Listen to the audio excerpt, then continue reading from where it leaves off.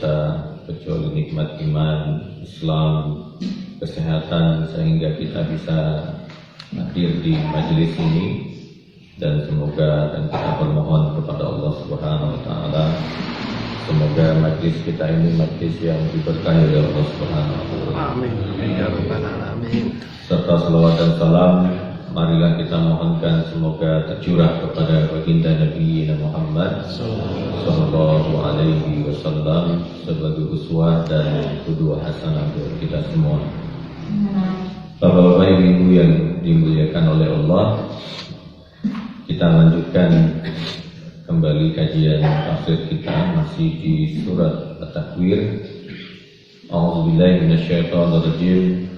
Innahu laqawlu rasulin karim zi quwwatin inda dzil arsy makin muta'in thumma amin wa ma sahibukum bi'ajnun wa laqad ra'ahu fil ufuqil mubin wa ma huwa 'alal ghaibi bidunin wa ma huwa biqawli syaitanir rajim wa aina tadhhabun in huwa illa dzikrun lil alamin. Setelah Allah menggambarkan tentang kepastian dan keadaan yaumul kiamah kepada orang-orang kafir Quraisy, maka di ayat yang ke-14 adalah penghubung dari ayat sebelumnya.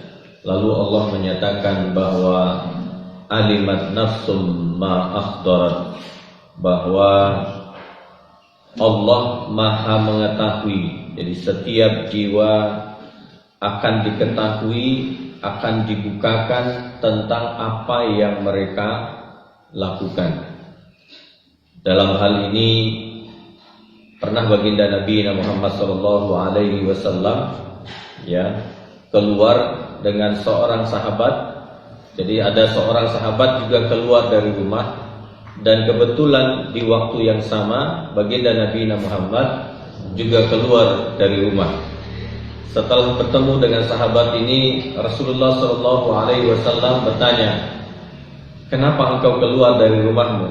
Kata sahabat ini, "Aku lapar ya Rasulullah, karena tidak ada makanan di rumah." Kata baginda Nabi Muhammad, "Sama," katanya. Jadi perihalnya sama, keluar dari rumah karena sama-sama lapar. Lalu Nabi Muhammad SAW mengajak sahabatnya ini ke rumah seorang sahabat yang lain. Ternyata sampai di rumah tersebut tidak ada seorang kecuali istrinya. Lalu kata istrinya, "Ya Rasulullah, tunggulah sejenak, nanti suamiku akan datang, dia sedang mengambil air ya Rasulullah." Setelah suaminya datang, Masya Allah, tidak ada keberkahan hari ini yang lebih nikmat kecuali didatangi oleh baginda Nabi Muhammad SAW. Kata sahabat ini, lalu diambilkan apa? Diambilkan rutab, diambilkan kurma yang sudah matang, diambilkan kurma yang setengah matang, diambilkan kurma yang masih bisa dimakan, dan semua disajikan. Lalu ditanyakan oleh sahabatnya tadi sebagai tuan rumah, ditanyakan kepada istrinya, "Adakah kambing kecil yang bisa kita sembelih hari ini?" "Ada," kata istrinya. Akhirnya disembelihkan. Yang satu suaminya menyembelihkan dan istrinya memasak, dan selesai semua disajikan untuk Rasulullah dan sahabat yang bertamu ke rumahnya itu. Setelah Rasulullah SAW memakan makanan yang nikmat tersebut, Rasulullah menangis. Rasulullah SAW menangis sambil mengucapkan, "Summa latus'alunna yawma idzin 'anil na'im," bahwa semua nikmat yang Allah berikan. Maka para ulama mengatakan na'im itu sesuatu yang berlebih. Ya, kalau tadi kan sudah ada kurma matang, kurma setengah matang, dan kurma mangkal, ya. Dan ditambahkan dengan seekor kambing, itu nikmat. Jadi kalau hanya air saja, itu kan kebutuhan dasar, Pak. Jadi kalau kita kebutuhan dasar terpenuhi, itu tidak dimintai pertanggungjawaban. Tapi kalau sesuatu yang sudah berlebih dari kebutuhan dasar, maka itu yang akan ditanyai nanti di yaumil akhir kelak. Itu menurut para mufassir tentang anin na'im. Setelah itu Allah menyatakan fala uqsimu bil khunnas wal jawaril khunnas, bahwasanya kalian yang percaya bahwa malam itu adalah sebagai Tuhan kalian. Kenapa? Karena pembawa-pembawa berita itu adalah syaitan ketika di malam hari, sampai Allah menyatakan walaili idza as'as wasubhi idza tanaffas. Lalu Allah menyatakan innahu laqaulu rasulin karim, bahwanya Al-Qur'an, kalau tadi yang membawa risalah kalian itu adalah para jin, para syaitan, kata Allah Subhanahu wa taala, dan batasnya adalah di waktu subuh. Kalau subuh sudah datang, apa yang dibawa oleh syaitan dan jin itu? Kata Allah Subhanahu wa taala, tapi ingat, ada Al-Qur'an, innahu, kembali kepada Al-Qur'an, laqaulun, perkataanku yang dibawa oleh malaikat Jibril, rasulin, dia pembawa amanah, pembawa risalah yang karim, dan pembawanya ini juga adalah mulia. Jadi Jibril itu mulia, ya, dan pembawa sifat daripada Jibril itu adalah mulia, dan mulianya karim dengan sifat fa'il yang artinya adalah selama-lamanya. Lalu Allah jelaskan dzi quwwatin inda dzil arsy makin. Dia punya kekuatan, kata Allah. Jadi kalau syaitan itu, Pak, jenengan mengucapkan astagfirullah, la haula wala quwata illa billah, lari telunggal-langgang. Jadi kalau ada orang yang mengatakan bahwa syaitan itu punya kekuatan, enggak, Pak. Jenengan mulai saja minum dengan bismillah, itu sudah tidak berani, Pak. Tidak berani.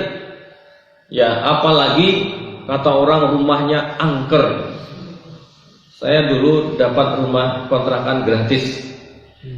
Karena waktu pindah ke tempat mengajar yang lama di Padang, kita lagi cari rumah, ternyata ada yang mendengar saya sedang cari rumah. Kata beliau, Ustadz mau menempati rumah ibu saya. Rumah ibunya itu, ini rumah beliau, rumah ibunya di samping sini. Saya diantar itu pakai lampu, Pak, siang-siang. Saya bertanya, kenapa kok pakai lampu siang-siang begini ke rumah, dan rumahnya itu di samping seperti ini, seperti rumah Ustadz Darmani itu, di samping persis. Di sini angker, Ustadz. Wah, ini kesempatan yang kita bilang. Ternyata tidak ada apa-apa, dan alhamdulillahnya kontrakannya gratis, gitu ya. Dan bonusnya adalah kebun, gitu ya. Jadi masya Allah. Nah, bayangkan kata Allah, kalau syaitan yang lemah itu yang membawa risalah kepada kalian, dan aku pembawa risalahnya, orangnya kuat, dzi quwwatin. Nah, ini menunjukkan bahwa kalau orang yang lemah membawa risalah itu, maka tidak masuk kategori. Jadi dalam HRD itu kita kenal, dalam ilmu manajemen itu ada soft skill dan ada hard skill. Jadi ada ustadz itu yang kerja di Sony Ericsson, alumni Al-Azhar, S3, Pak. S3, ketemunya di mana? Di Sony Ericsson. Sampai sini nih gimana ceritanya, saya bilang kan. Ternyata dia itu kesana itu tanpa sengaja diajak temannya, dan ketemu HRD-nya Sony Ericsson. Sony Ericsson itu sekarang kan tidak hanya HP, Kak. Dia bikin alat berat untuk seperti bendungan dan sebagainya, alat-alat teknologinya itu Sony Ericsson itu. Sampai di sini ceritanya gimana, Ustaz? Ternyata salah satu dia wawancara itu adalah soft skill-nya. Orangnya jujur, orangnya telaten. Kalau hanya persoalan teknis itu bisa diajarkan, tetapi kejujuran itu sulit untuk diajarkan. Itu adalah karakter seseorang. Maka Allah menggambarkan zi quwwatin inda zil arsy makin. Dan malaikat Jibril itu posisinya, kalau kita bikin hierarki ke atas, maka makhluk terbesar dari zona dunia ini adalah arsy. Dan kantornya malaikat Jibril ada di arsy itu, di sampingnya arsy itu. Dan kita tahu bahwa malaikat Jibril tidak bisa dilihat. Yang pernah melihat itu Nabi Muhammad ketika Isra dan Mi'raj secara utuh. Jadi ketika Nabi menceritakan tentang bagaimana Jibril, sungguh aku melihat ke atas. Jadi dari bawah sampai ke atas, itu sampai ke atas sana belum selesai, Pak. Dan Nabi melihat ke kanan, bentangan sayapnya sampai ke timur sana. Bentangan sayapnya kalau melihat ke kiri sampai ke utara ke sana. Begitu luasnya dan besarnya malaikat Jibril. Tapi kalau malaikat Jibril itu yang asli, Pak. Tapi kalau turun berubah wujud menjadi manusia, maka dia akan menjadi manusia. Misalnya digambarkan oleh Rasulullah sadidul bayad, sadidus syawadis sya'ar. Bajunya yang putih rapi, rambutnya yang hitam, wajahnya yang tampan. Nah, yang seperti yang kita kisahkan kemarin, ada seorang laki-laki yang sakit, ternyata kategorinya sama tadi. Lalu Rasulullah bertanya, apakah engkau tahu siapa yang datang itu? Tidak tahu ya Rasulullah, yang datang itu adalah malaikat Jibril. Jadi muta'in tamma amin. Malaikat Jibril itu ditaati dan diaminkan. Ya. Oleh siapa? Oleh seluruh malaikat. Makanya kemarin hadisnya bahwa ketika Allah mencintai seorang hamba, maka Allah memanggil Jibril. Ana uhibbuhu, kata Allah, fa ahibbahu, maka cintai dia. Dan malaikat Jibril memanggil seluruh malaikat. Jadi malaikat itu, Pak, antara sama'id dunya, antara tobaqat sama itu padatnya seperti satu hasta. Ya, seperti jenengan duduk ini. Saking padatnya itu setiap langit. Dan malaikat Jibril menyampaikan bahwa Allah mencintai si fulan dan aku mencintainya dan kalian cintai.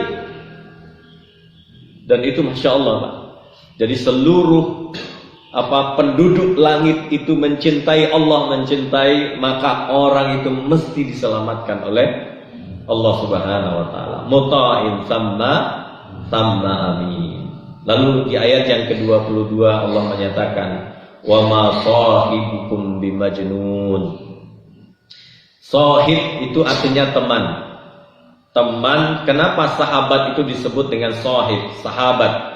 Karena sahabat itu isar itu lebih banyak mementingkan kepentingan orang lain dibandingkan dengan kepentingannya diri sendiri. Nah, itu yang disebut wa ma sahibukum bimajnun. Muhammad itu tidak ada kepentingannya untuk dirinya sendiri, kata Allah Subhanahu wa taala. Tidak ada. Coba lihat, kalau Muhammad itu mau setelah perang Khaybar, setelah perang Hunain, mestinya Rasulullah adalah orang yang paling kaya di kota Mekah itu. Pertanyaannya, adakah satu biji pun harta yang masuk ke rumah baginda Nabi Muhammad? Tidak ada. Lihatlah, kata Allah, kalian lihat Muhammad. Bahkan beliau berdoa, kata Allah Subhanahu wa taala, Allahumma ja'alni miskinan wa amitni miskinan wahsyurni miskinan. Ya Allah, jadikan aku ini orang miskin dan pertemukan di mahsyar nanti, pada di yaumil qiyamah nanti, di yaumil barzakh nanti, mati bersama orang-orang miskin, dan kumpulkan aku nanti di mahsyar bersama orang-orang miskin. Wa ma sahibukum, coba lihat, adakah Rasulullah lebih mementingkan dirinya sendiri dibandingkan dengan kalian? Bahkan doa-doa dalam hadis yang panjang disebutkan oleh Allah dalam hadis kursi, tidak ada doa kecuali keselamatan untuk kalian wahai kafir Quraisy, kata Allah. Masya Allah, Pak. Bayangkan Nabi Muhammad itu berdoa untuk kafir Quraisy itu. Aku ini kan wa ana fikum, aku ini kan keluarga kalian. Wa ahsanaya, kalau aku ini baik. Wa ahlikumul khaira, bukankah juga kebaikan buat keluarga kita kafir Quraisy? Bukankah aku ini Quraisy? Kata baginda Nabi Muhammad. Lalu apa kurangku? Aku tidak pernah menyakiti kalian, tidak pernah mencaci kalian, tidak pernah menghinakan kalian. Aku dari dulu, kata Rasulullah, digelari Al-Amin di kalangan kalian. Hari ini apa salahku? Kata baginda Muhammad ketika akan berangkat perjanjian Hudaybiyah ketika itu. Dan tidak bisa menjawab, Pak. Abu Jahal diam, Abu Lahab diam. Semua diam, tidak ada yang tidak bisa menjawab. Karena mau dan tidak mau diakui oleh mereka bahwa Muhammad itu adalah seorang Rasul. Tapi Masya Allah, lalu pernyataan itu diulang oleh Allah. Wa ma sahibukum bimajnun. Teman kalian itu, keluarga kalian itu bukan orang gila. Karena narasinya kan disebut sebagai orang gila. Karena begini, Pak. Karena mereka sudah tidak buntu. Mau menyerang Muhammad dengan apa lagi? Ya, menyerang Muhammad dengan apa lagi? Tidak ada lagi, sehingga pernyataan mereka adalah gila. Nah, di sini majnun. Kalau kita menemukan huruf jim dan nun bertemu, itu artinya tertutup. Maka misalnya jin itu kan dari jim dan nun, jin artinya tertutup. Janin, janin kelihatan apa tidak? Nah, tertutup. Majnun, akalnya yang tertutup. Jadi jin itu sebenarnya tidak bisa dilihat. Jadi kalau ada orang mengatakan saya bisa melihat jin, nah itu mustahil. Kenapa? Karena bertentangan dengan ayat ini. Tapi ada beberapa orang yang spesial yang dikasih oleh Allah bisa melihat, yaitu baginda Nabi Muhammad. Termasuk di dalamnya ada Abu Jahal. Abu Jahal itu pernah melihat jin hanya sekilas, Pak. Karena akan menginjak kepala baginda Nabi Muhammad ketika sujud di depan Ka'bah. Ketika Allah Nabi menyatakan falyad'un nadiyah sanad'ud dzabaniyah. Apa kata Rasulullah? Falyad'un nadiyah, panggil preman-premanmu itu, kata Rasulullah sallallahu alaihi wasallam. Aku tak panggil malaikat dzabaniyah.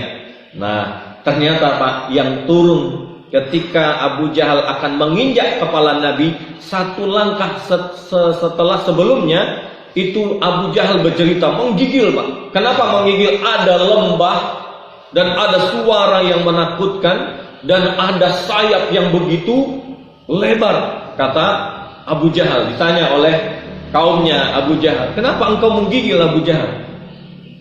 Dia melihat lembah, suara yang menakutkan. Yang ketiga adalah melihat sayap yang begitu lebar. Apa kata baginda Nabi Muhammad? Seandainya dia melangkah satu langkah lagi, maka akan terpisah kepala dan badannya. Masya Allah. Itu perlindungan malaikat Jibril kepada baginda Nabi Muhammad Sallallahu Alaihi Wasallam. Kalau orang sudah dicintai oleh Allah Subhanahu Wa Taala, tidak tanggung-tanggung, Pak. Yang turun siapa? Kopassus. Walaqad ra'ahu fil ufuqil mubin. Dan sungguh dia Muhammad telah melihatnya. Melihatnya ini adalah Jibril di ufuk yang terang. Di ufuk itu banyak para ulama, ada yang mengatakan ufuk itu artinya yang tempat paling tinggi. Ada yang mengatakan ketika Nabi Isra dan Mi'raj melihat utuhnya malaikat Jibril itu. Lalu Allah menyatakan wa ma huwa 'alal ghaibi bidonin. Bapak-bapak, ibu-ibu yang dimuliakan oleh Allah Subhanahu wa taala, ada seorang ulama namanya Syekh Sirri As-Sakiti, ya. Jadi beliau ini seorang alim terkenal ketawaduannya, terkenal dengan ibadahnya. Tapi satu ketika orang heran. Kenapa? Karena dia selalu beristighfar, ya, beristighfar. beristighfar. Dan ditanya oleh sahabat-sahabatnya, wahai Syekh Syirri, berapa lama engkau beristighfar seperti ini? Apa kata beliau? Aku telah beristighfar seperti ini sudah 30 tahun. Loh, kok bisa gitu ya? Kok 30 tahun itu kenapa? Apa ada sebabnya dahulu? Kata sahabat-sahabatnya, iya. Aku dulu punya toko di Baghdad. Ternyata pasar di kota Baghdad yang dimana ada tokoku di dalamnya ternyata terbakar. Dan Masya Allahnya orang mengkabarkan ke Madinah bahwa tokoku itu selamat. Semua toko itu kayak Tanah Abang itu semuanya terbakar kecuali tokonya beliau Syirri As-Sankiti ini. Lalu saya mengucapkan alhamdulillah, katanya. Alhamdulillah.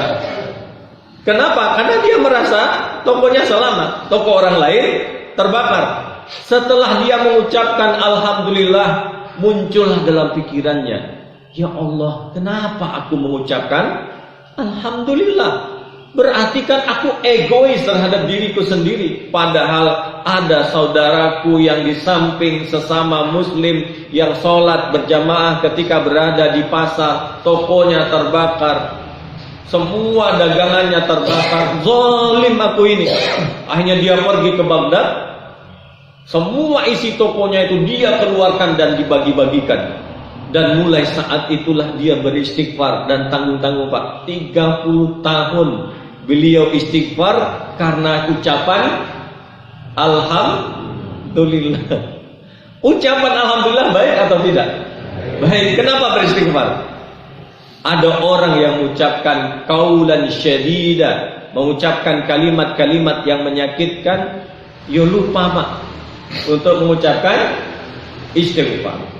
Maka Allah mengatakan wa ma huwa 'alal ghaibi bidonin. Dan dia Muhammad bukanlah orang yang kikir, enggan untuk menjelaskan yang sifatnya ghaib.